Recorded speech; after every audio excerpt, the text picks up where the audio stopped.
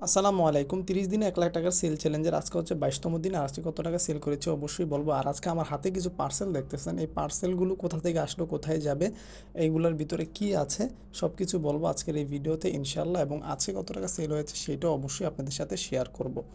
তো আজকে যখন দোকান ওপেন করতে আসলাম তখন এসেই দেখি মানে আকাশের অবস্থা এতটাই ভয়ানক ছিল, মানে সুবহানাল্লাহ সুবহানাল্লাহ, মানে আমি মানে দোকান যে ওপেন করব এটাই সাহস পাচ্ছিলাম না। তারপরও যাক, একটু সাহস করে খুললাম।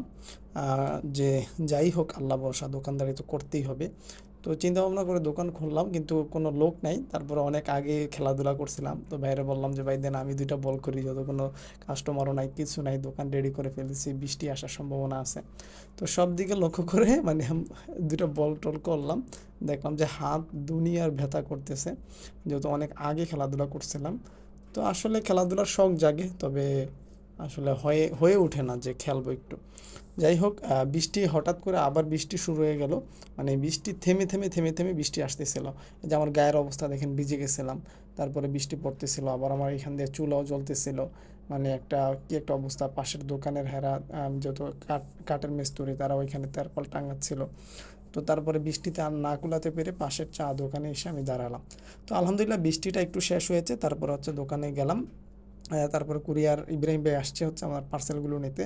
আসলে আমার আরও একটি অনলাইন বিজনেস আছে, আমি অনলাইনে আরও একটি বিজনেস রান করছি, সেটা হচ্ছে আমাদের পারফিউম আতর নিয়ে কাজ করতেছি। সেইটা অবশ্যই যদি আপনারা জানতে চান সেই বিজনেসটা কিভাবে শুরু করেছি সেটাও ইনশাল্লাহ ভিডিও দিব।